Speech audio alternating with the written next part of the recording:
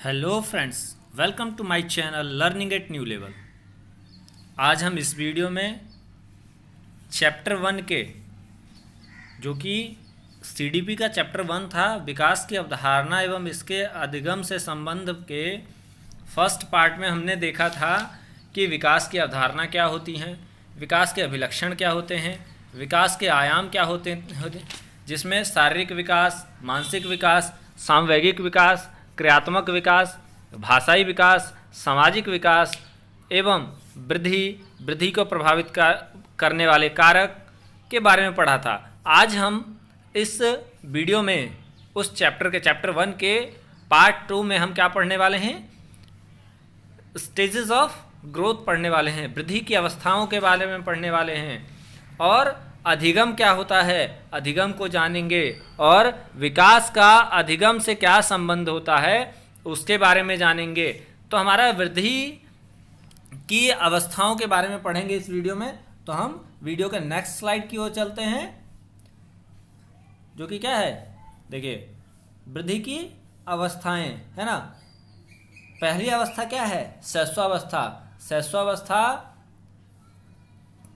देखा जाता है कि शैशवावस्था क्या है, 0 से 2 वर्ष के बीच के अंतराल के जो बच्चे होते हैं वो शैशवावस्था में आ जाते हैं, ठीक है ना।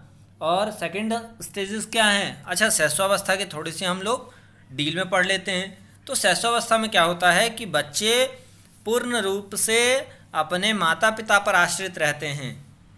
बच्चे छोटे होते हैं तो वो किसी भी काम को स्वयं नहीं कर पाते हैं, इसलिए वो अपने माता पिता पर आश्रित होते हैं। और शैशवावस्था की विशेषता क्या है, इस अवस्था में बच्चे की क्या है, सीखने की क्षमता की गति क्या होती है, तीव्र होती है ना।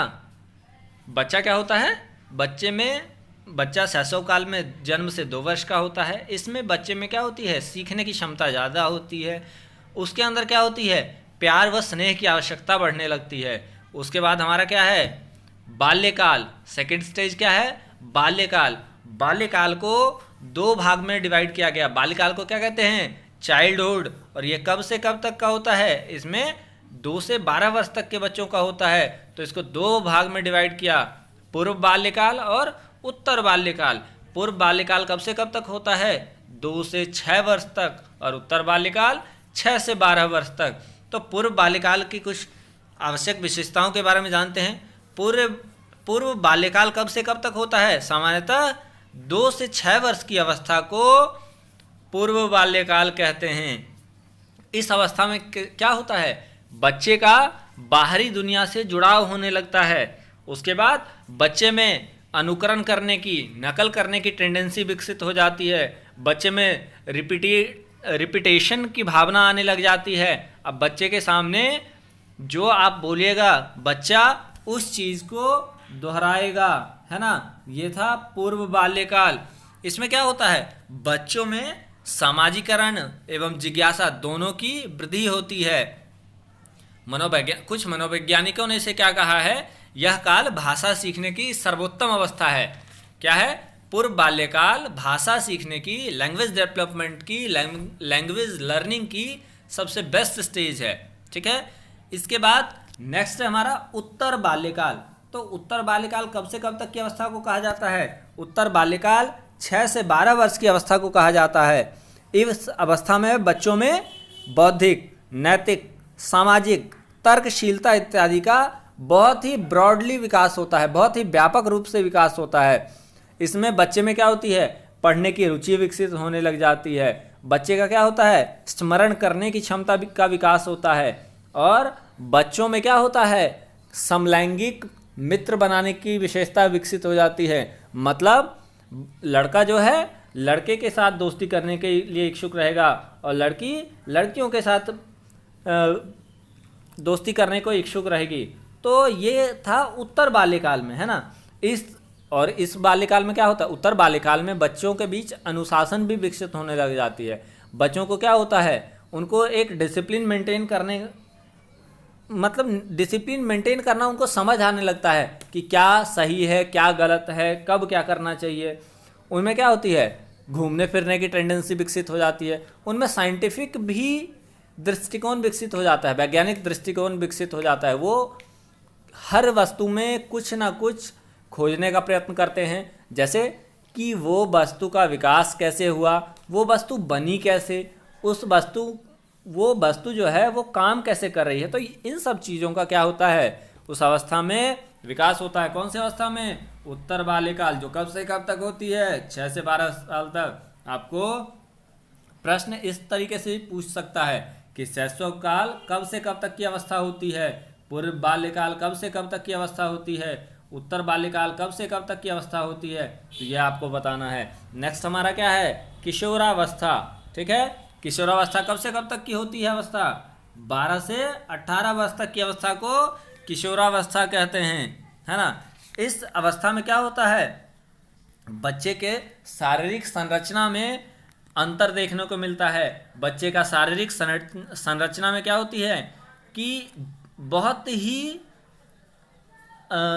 उसको क्या बोलेंगे, परिवर्तन देखने को मिलते हैं ना। उसमें बहुत ही जटिलता आ जाती है, वो बहुत तेजी से विकास करता है। ठीक है, यह वह समय होता है, किशोरावस्था को ऐसे भी डिफाइन हम कर सकते हैं कि किशोरावस्था वह समय होता है जब बालक बाल्यावस्था से परिपक्वता की ओर उन्मुख होता है। क्या होता है, परिपक्वता की ओर उन्मुख होता है या अग्रसर होता है। बच्चा जब बाल्यावस्था से परिपक्वता में जाने लगेगा तो उस अवस्था को भी किशोरावस्था कहते हैं। इस अवस्था में क्या होता है, बच्चे के लंबाई में भी बहुत बढ़ोतरी होती है, भार में भी वृद्धि देखने को मिलती है, तथा उसकी क्या होती है, मांसपेशियां जो हैं, मांसपेशियों में भी बढ़ोतरी देखने को मिलती है। मांसपेशियों में दृढ़ता आने लगती है ना। कभी कभार क्या होता है, जब 12 से 14 वर्ष की आयु के बीच लड़कों की अपेक्षा लड़कियों की लंबाई एवं मांसपेशियों में तेजी से वृद्धि होती है। ठीक है ना। तो ऐसे ही कुछ लड़कों में भी होता है कि एक एज होता है, एज फैक्टर होता है, जिसमें कुछ एज में लड़कियों की गुण जो बढ़ने लग जाते हैं ना, उसमें परिपक्वता आने लग जाती है, और कुछ में लड़कों के लिए ऐसा होता है। और इस अवस्था में क्या होते हैं, जो बच्चे होते हैं वो हमेशा दुविधा, अपने आप को हमेशा क्या रखते हैं, उनको लगता है कि हमको जो भी उनको सलाह दे रहा होता है वो क्या है, गलत है ना, और जो वो सोच रहे हैं वो सही है। तो ये किशोरावस्था के बारे में था। ठीक है, नेक्स्ट स्टेज हमारा क्या है, नेक्स्ट स्टेज आपका है प्रौढ़ावस्था।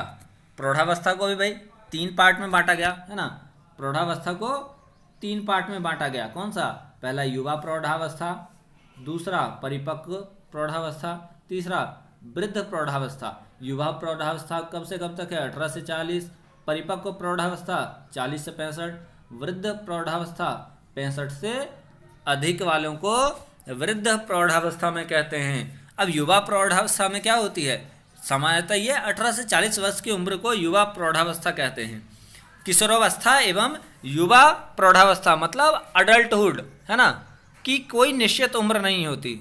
यह अवस्था कब से कब होती है, जब बच्चा क्या है, किशोरावस्था से परिपक्वता की ओर जब पूर्ण परिपक्व हो जाता है तो वह युवा प्रौढ़ावस्था की श्रेणी में आ जाता है। उसी प्रकार से परिपक्व प्रौढ़ावस्था क्या है, शारीरिक विकास में गिरावट आने लगती है। जब क्या है, व्यक्ति की उम्र क्या हो जाएगी 40 से 65 तक, तो उसमें क्या होगी, थोड़ी सी कमी देखने को मिलेगी। उसकी शारीरिक ढांचे में कमी आएगी, है ना, उसके बाल सफ़ेद होने लगेंगे, उसके मांसपेशियां ढीलापन दिखने लग जाएगा, उसके चेहरे पे झुर्रियाँ आने लग जाएगी, तो वो परिपक्व प्रौढ़ावस्था की श्रेणी में आ जाएगा। ठीक है, और लास्ट स्टेज हमारा क्या है, वृद्ध प्रौढ़ावस्था। तो वृद्ध प्रौढ़ावस्था कब से कब तक की आयु होती है, 65 से अधिक वर्ष की आयु को वृद्ध प्रौढ़ावस्था कहते हैं। इस अवस्था में क्या होता है, शारीरिक क्षमता कमजोर होने लगती है, सामाजिक, आध्यात्मिक, धार्मिक तथा सांस्कृतिक क्रियाकलापों के प्रति उनका रुचि जागृत होने लग जाता है। तो ये था क्या, ये वृद्ध प्रौढ़ावस्था की श्रेणी में आता है। अब नेक्स्ट देखते हैं हमारा क्या है, नेक्स्ट हमारा क्या है, अधिगम। अधिगम का मतलब क्या होता है, सीखना, है ना। पॉइंट हमारा क्या दिया हुआ है, अधिगम क्या है, एक प्रक्रिया है जो जीवन पर्यंत चलती रहती है एवं जिसके द्वारा हम ज्ञान अर्जित करते हैं या जिसके द्वारा हमारे व्यवहार में परिवर्तन होता है। मतलब या समाज से या कहीं से भी किसी भी किसी के थ्रू हम कुछ भी सीखते हैं और उससे हमारे जीवन में बदलाव आता है, हमारे व्यवहार में बदलाव आता है, तो वो क्या कहलाता है? अधिगम कहलाता है। क्या कहलाता है? अधिगम कहलाता है। और अधिगम का मतलब ही क्या होता है? सीखना, है ना। जन्म के तुरंत बाद ही बालक क्या करता है? सीखना प्रारंभ कर देता है। जन्म के तुरंत बाद ही बालक क्या करता है? सीखना प्रारंभ कर देता है। और नेक्स्ट क्या है पॉइंट हमारा? अधिगम व्यक्तित्व के सर्वांगीण विकास के लिए आवश्यक होता है, सहायक होता है ना। अधिगम व्यक्तित्व के सर्वांगीण विकास में सहायक होता है। तो इस प्रकार क्या था कि बच्चा जब तक कुछ सीखेगा नहीं, है ना, बच्चा धीरे धीरे कुछ सीखेगा, किसी विषय वस्तु का ज्ञान को सीखेगा, उसको आधार बनाकर अपने जीवन में आने वाली कठिनाइयों को उससे संबंधित कर उससे सॉल्यूशन उसका फाइंड करने की कोशिश करेगा। तो सॉल्यूशन फाइंड कब करेगा? कि भाई जब वो देखेगा कि हाँ मैंने इस कार्य को पीछे किया था और ये कार्य इससे संबंधित है, तो वो क्या करेगा? उसको जानने का प्रयत्न करेगा। उसमें क्या होगी? विकास होगी। उसका सर्वांगीण विकास तभी होगा जब वो हर एक क्षेत्र से कुछ ना कुछ क्या करेगा? अधिगम करेगा, कुछ ना कुछ सीखेगा।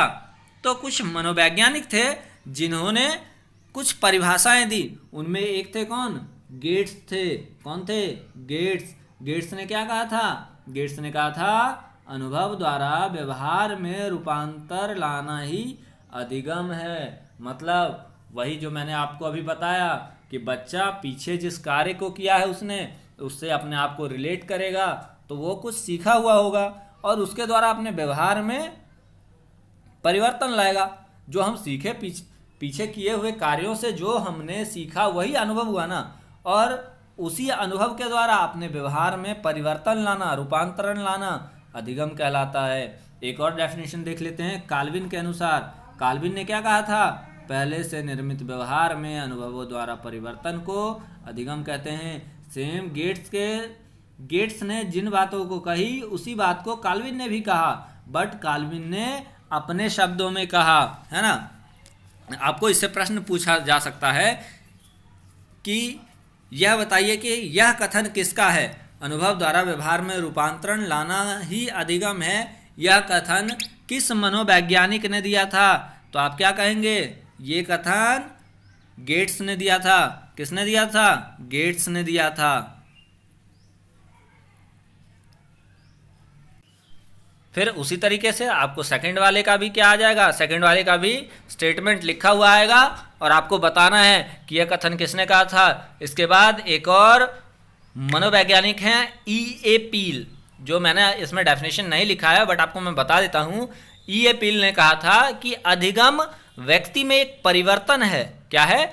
अधिगम व्यक्ति में एक परिवर्तन है जो उसके वातावरण के परिवर्तनों के अनुसरण में होता है। ठीक है, तो ये सारे क्या थे? डेफिनेशंस थे। अब हमारा जो इस चैप्टर का लास्ट टॉपिक है वो क्या है? विकास का अधिगम से संबंध। भाई हमने अधिगम पढ़ लिया, विकास पढ़ लिया, अब जानेंगे कि क्या है लर्निंग का डेवलपमेंट से क्या रिलेशन है, विकास का अधिगम से क्या संबंध है। तो पॉइंट हमारा पहला क्या है? कुछ विद्वानों का मत है कि अधिगम से विकास शुरू होता है, जबकि कुछ अन्य का मत है कि विकास से अधिगम शुरू होता है। तो भाई दोनों अपने जगह क्या है? दोनों का महत्व तो अपने जगह अलग अलग है ना। कुछ परिस्थिति अनुसार ये देखा जाता है कि कब विकास से अधिगम देखने को मिलती है और कब अधिगम से विकास हमारे अंदर देखने को मिलता है ना। सेकंड पॉइंट क्या है? अधिगम अपने दोस्तों और शिक्षकों के साथ सामाजिक मेलजोल द्वारा विकासात्मक प्रक्रियाओं को जगाता है, जो कि बच्चे को अलग रहने की स्थिति में जागृत नहीं होता। यदि बच्चा अकेले अकेले रहेगा तो क्या उसमें विकास होगा? नहीं होगा ना। तो वही कहता है कि बच्चा क्या है? जब अपने दोस्तों के साथ समय व्यतीत करेगा, जब अपने शिक्षकों के साथ एक समाज में रहेगा, तो वो क्या होगा? जब उसमें मेलजोल की भावना विकसित होगी तो उसमें विकास होगा, और विकास होगा तो विकास होने के बाद वो क्या करेगा? वहाँ से कुछ ना कुछ सीखेगा। तो यहाँ क्या हो रहा है? अधिगम पहले कर रहा है, वहाँ से कुछ सीख रहा है, उसके बाद उसके अंदर बदलाव आ रही है, तो वो अधिगम से विकास में आया, है ना। अब नेक्स्ट देखते हैं। नेक्स्ट क्या है? विकास और अधिगम के लिए एक सुरक्षित वातावरण आवश्यक है। बच्चों को स्वयं की अभिव्यक्ति के लिए मुक्त अनुभव करने की आवश्यकता होती है। अब विकास संभव है यदि आप बच्चा जन्म ले और उसको एक रूम में बंद कर दीजिए, तो बच्चा क्या विकास करेगा? नहीं करेगा। तो बच्चे को क्या होनी चाहिए? विकास करने के लिए तो उसको वैसे ही वातावरण की आवश्यकता होती है। तो वैसे वातावरण को हमें बच्चों को देना चाहिए जिससे वो क्या हों, अपने आप को स्वतंत्र मुक्त अनुभव करें, है ना। मुक्त अनुभव करेंगे तो उसमें विकास अधिक होगी। लास्ट पॉइंट हमारा, बच्चों को एक सुरक्षित वातावरण प्रदान करने की जिम्मेदारी स्कूल, माता पिता और समाज की है। इससे बच्चे के अंदर अपने जीवन में तालमेल बैठाने और संघर्ष करने की मानसिक और व्यवहारात्मक योग्यता का विकास होता है ना। मतलब कहने का क्या है कि बच्चे को जैसी परिस्थिति में रखिएगा, बच्चा वहाँ उत्पन्न होने वाली कठिनाइयों को झेलेगा, उसके अंदर कुछ ना कुछ बदलाव आएगा, उन कठिनाइयों को दूर करने की क्षमता उसमें विकसित होगी। तो यही सब उस सिचुएशन के अनुसार वो अपने आप को ढालेगा, तो उसमें क्या होगा, उसके अंदर मानसिक बदलाव होंगे, व्यवहारात्मक बदलाव होंगे। तो यही सब क्या है, विकास के कारण हैं। इस प्रकार हमारा क्या हुआ, चैप्टर 1 जो था हमारा विकास की अवधारणा एवं इसका अधिगम से संबंध चैप्टर खत्म हुआ। इस चैप्टर का पार्ट 1 वीडियो के डिस्क्रिप्शन में लिंक दे दिया गया है, आप उसे देख सकते हैं और दोनों को एक साथ पढ़ सकते हैं। आशा करता हूं कि आप लोगों को समझ आई हो। यदि आप लोगों को समझ आई हो तो वीडियो को लाइक करें, शेयर करें, ताकि ज़्यादा से ज़्यादा लोग वीडियो को देख सकें और ताकि मैं आपके लिए इसी तरह आगे वीडियोस बनाते रहूं। यदि आप मेरे चैनल पर नए हैं तो चैनल को सब्सक्राइब करें और वहां बेल आइकन को प्रेस करें ताकि आगे आने वाले वीडियोस की नोटिफिकेशन ससमय आप तक पहुंचती रहे। धन्यवाद।